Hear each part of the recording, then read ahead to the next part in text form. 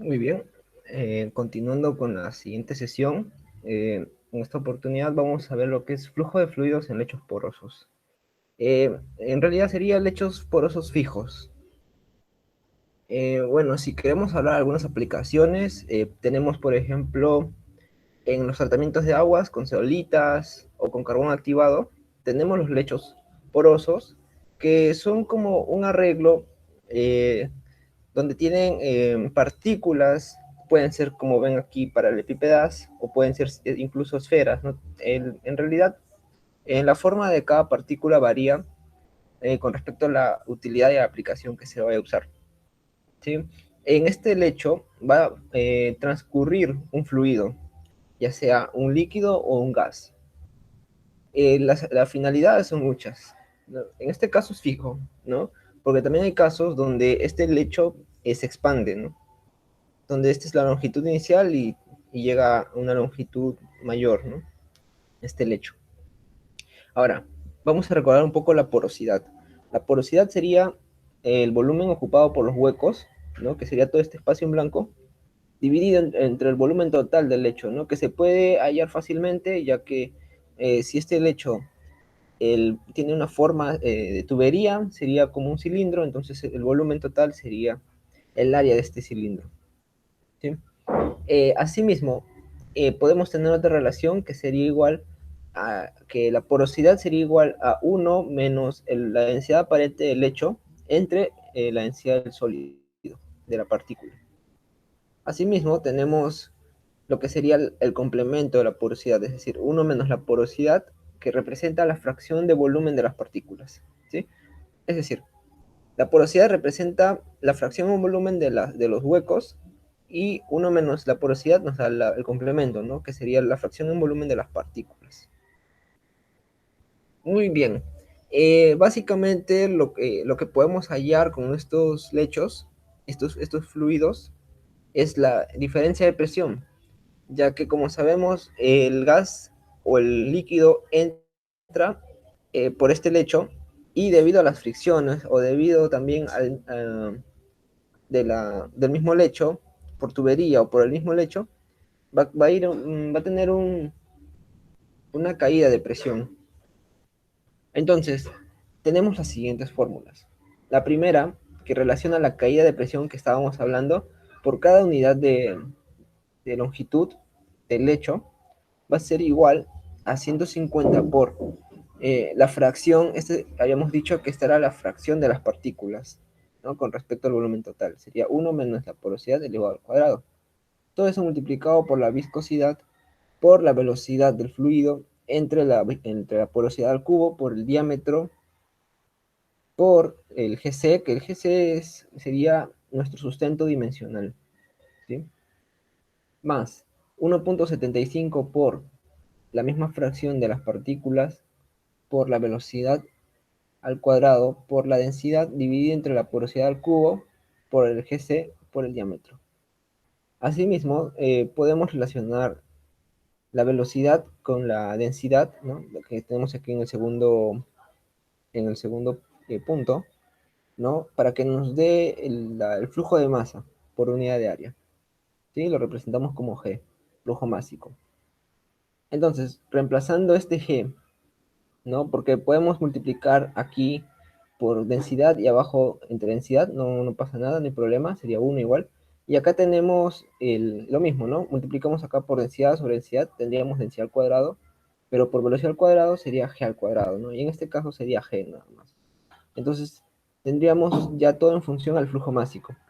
Normalmente en los ejercicios nos piden o bien la caída de presión o el flujo másico que se genera, o requerido una cierta caída de presión, ya que la porosidad, la viscosidad y la densidad son datos del problema. Generalmente se pueden hallar fácilmente, ¿no? Lo difícil o lo que es más conveniente hallar sería la caída de presión o el flujo de másico. Algo que quería también recalcar, que es importante saber, es que se pueden hacer aproximaciones. Eh, por ejemplo, bueno, acá tenemos ya resumido, ¿no? Ya que tenemos factores comunes, ¿sí? Lo sacamos nada más y simplificamos un poco más nuestra ecuación. Ahora, lo que quería decirles era sobre eso, ¿no? Las simplificaciones que podríamos hacer, ya que para flujos turbulentos, las fuerzas viscosas son despreciables, ¿no? Si tenemos un Reynolds alto, habíamos dicho que el Reynolds está en función inversamente proporcional a la viscosidad, ¿no? Entonces, a mayores Reynolds, la viscosidad se hace menor, ¿no? O se hace despreciable, ¿no? Entonces, como teníamos que este 150 está en función a la viscosidad, se puede ir sacando, ¿no? Se saca, se elimina, y nos quedamos con esa expresión nada más, que es más simplificada, ¿no? Y nos puede ayudar a dar una idea de cuál sería esta diferencia de presión. Dicho esto, tenemos nuestro primer ejercicio, ¿no? Nos dice, un gas a la velocidad máxima de 20.000 kilogramos por metro cuadrado por hora circula a través de un lecho constituido por partículas esféricas, ¿sí? De 3 milímetros de diámetro. La fracción hueca del lecho es 0.45. La densidad media del gas en las condiciones de operación es de 1 kilo por metro cúbico y su viscosidad es de 0.016 centipoisos. Calcular la pérdida de presión por unidad de longitud del lecho. Muy bien, entonces como vemos nos dan los datos y nos piden prácticamente esta variable, ¿no? Esta incógnita, ¿no? Que podríamos reemplazar. Vamos a primero analizar los datos, no vamos a ordenar los datos que tenemos en este lado. Nuestro flujo de masa sería 20.000 kilogramos por metro cúbico por hora. El diámetro de las partículas sería de 3 milímetros. Además, con una esfericidad de 1, ¿no? Pues nos dicen que son partículas esféricas. Podemos también decir que la densidad es igual a un kilogramo por metro cúbico. La densidad, y nos dan en centipoises, lo pasamos a kilogramo por metro sobre segundo, ¿sí? Nos da 1.6 por 10 a la menos 5. Y también nos dan que la fracción hueca del lecho es de 0.45. La fracción hueca no es nada más y nada menos que nuestra porosidad, ¿no? Habíamos dicho, la fracción hueca es todo este espacio en blanco entre todo el espacio total. Esa es la fracción hueca o porosidad. Muy bien, entonces tenemos nuestra fórmula inicial y reemplazamos siempre recordando las unidades, ¿sí? Tal vez aquí se me pasó, sin embargo es muy importante eh, poner un sustento dimensional. Por ejemplo, este 2000 estaba en kilogramos sobre metro cúbico por hora, ¿sí? Y aquí se dividió entre 3000 para pasarlo a segundos, ¿sí? Pues una hora tiene 3600 segundos, ¿sí? Acá está el 1 menos, la porosidad es una unidad adimensional, y como la porosidad era 0.45, nos sale 0.55.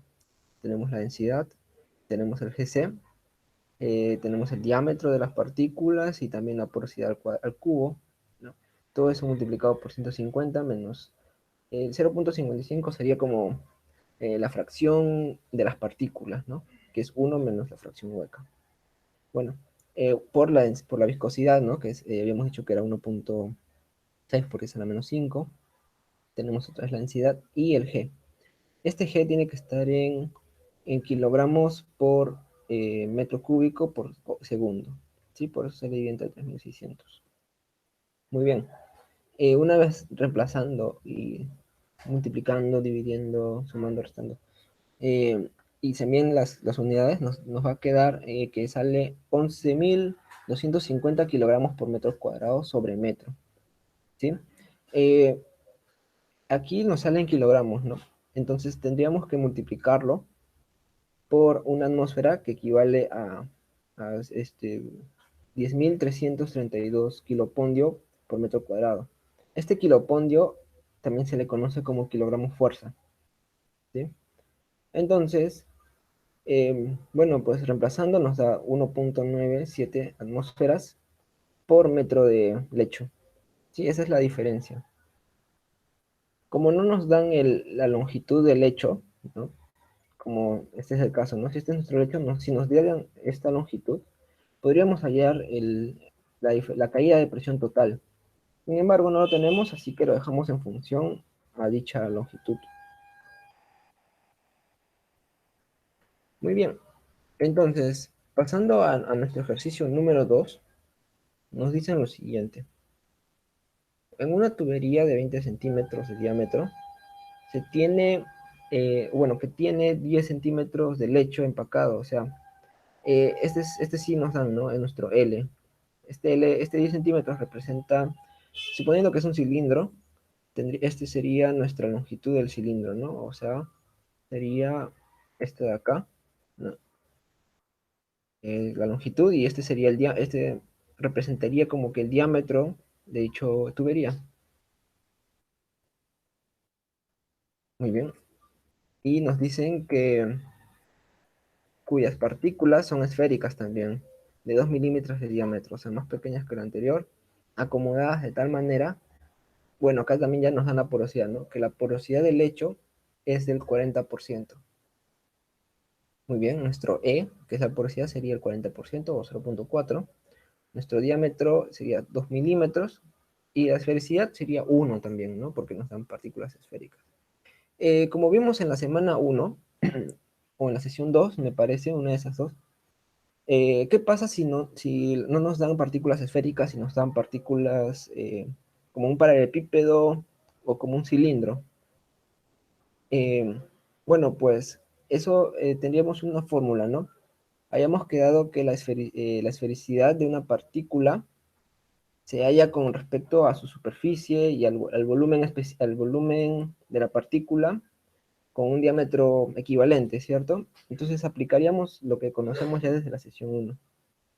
Sí, eso es en el caso de que no nos dieran las partículas esféricas, ¿no? Pero como en este caso sí lo tenemos, bueno, pues aprovechamos eso y ponemos esfericidad igual a 1. Bueno, ya nos dan la porosidad y nos piden determinar la caída de presión otra vez, ¿no? Nos piden determinar la caída de presión del agua a 20 grados centígrados. Al fluir, bueno, acá nos dan el caudal, ¿no? Dice que fluye 5 litros por segundo a través del lecho. Muy bien. Entonces, como no tenemos la velocidad del fluido, vamos a hacer un análisis para poder hallarla. Todos sabemos que la velocidad del fluido estaría representada por el caudal dividido entre el área, ¿no? Ya que las unidades del caudal serían metro cúbico por segundo y el área metro cuadrado, entonces nos da metros sobre segundo, ¿no? Que es la velocidad del fluido. Bueno, dicho esto, como aquí tenemos en litros por segundo, sería conveniente pasarlo a metros cúbicos. Entonces, como 1000 litros equivale a un metro cúbico, entonces aquí reemplazamos, ¿no? Sería al revés, ¿no?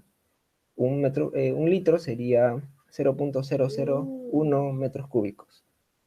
Entonces, tenemos lo siguiente.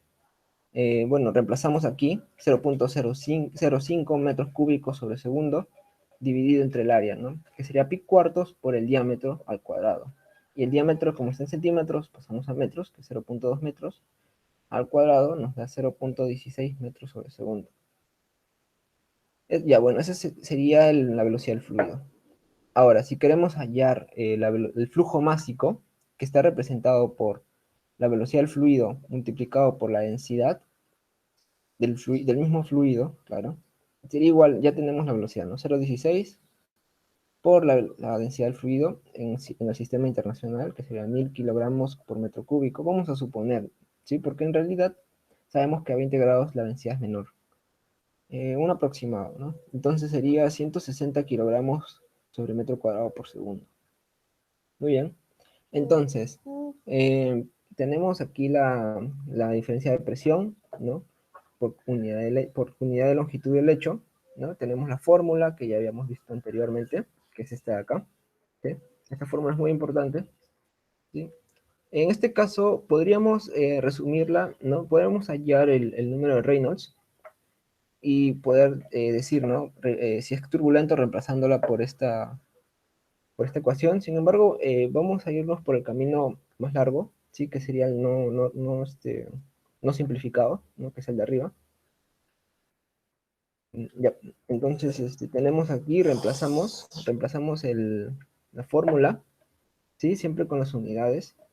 En este caso, sí reemplazamos el L, ya que tenemos dicha longitud, ¿no? Que es 10 centímetros, o sea, 0,1 metros. Reemplazándolo, tenemos que nos da la diferencia de presión de 24.000 24.847.1 kilogramos fuerza por metro cuadrado. Ahora, nos piden la potencia, ¿sí?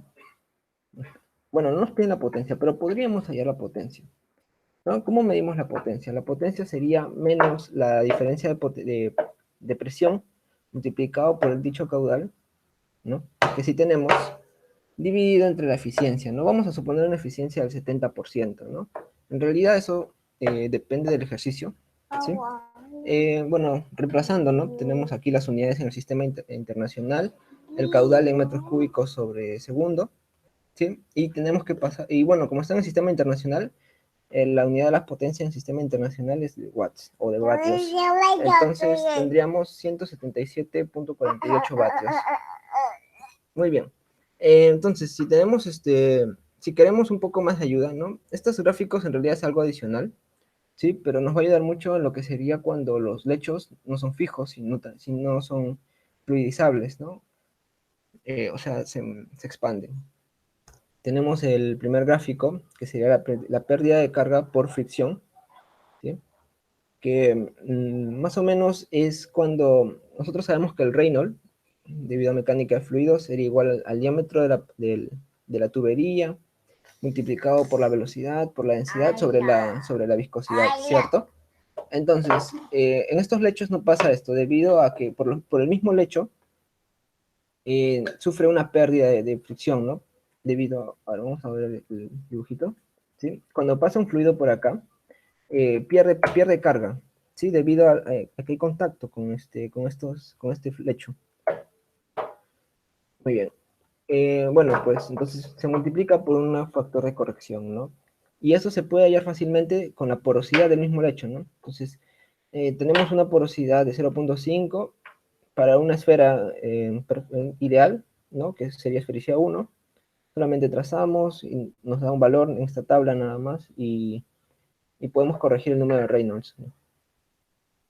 También podemos hallar el factor de fricción o de frotamiento, ¿no? Con respecto también a la misma porosidad del lecho.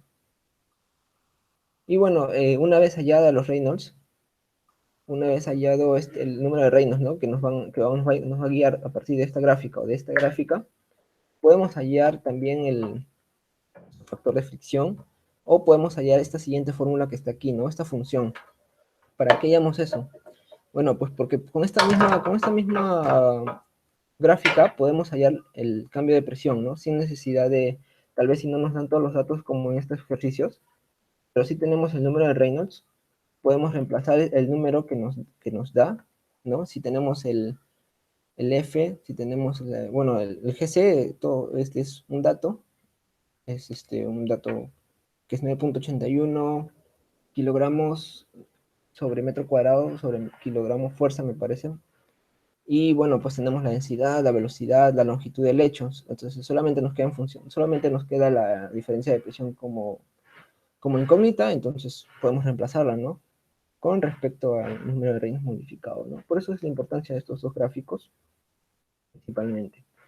Y como vemos, este de acá es conveniente ya que no depende mucho de lo que es la forma de los lechos, ¿no? O de las partículas que conforman el lecho, ¿no? Mira, por ejemplo, acá tenemos perdigones de plomo, anillos de vidrio, esferas, cilindros, vidrios, ¿no? Entonces, no se ve una diferencia muy notoria, ¿no? Incluso en esta primera parte se ve lineal. Entonces, ahí viene la conveniencia, ¿no? De usar estas gráficos. Y también cabe resaltar que la esfericidad está relacionada con la porosidad. A ver, esta porosidad, que es la del lecho, nos puede dar un valor de la esfericidad, ¿no? Dependiendo si este lecho tiene una gran densidad de carga, tiene una media densidad de carga o tiene una pequeña densidad de carga. Sí, esto nos va a ayudar más que todo en lechos fluidizados también. Es muy conveniente en realidad, porque a veces no tenemos la esfericidad, ¿no? Y no queremos, tal vez no tenemos los datos suficientes, entonces solamente nos bastaría hallar la porosidad del lecho, ¿no? Y de acuerdo a que si es tiene una gran densidad media o baja, carga de densidad, podríamos hallar la esfericidad de dichas partículas, o al revés, si tenemos la esfericidad, ¿no? Se nos hizo fácil o tenemos datos de la esfericidad de las partículas, podemos hallar la velocidad, la porosidad del lecho, ¿no? Puede ser tanto para esfericidad o para porosidad. Y bueno, prácticamente eso sería todo con respecto a los lechos fijos, ¿no? Es un poco más sencillo. Vamos a ver más ejemplos de estas gráficas, sobre todo en lo que sería lechos fluidizados. Gracias.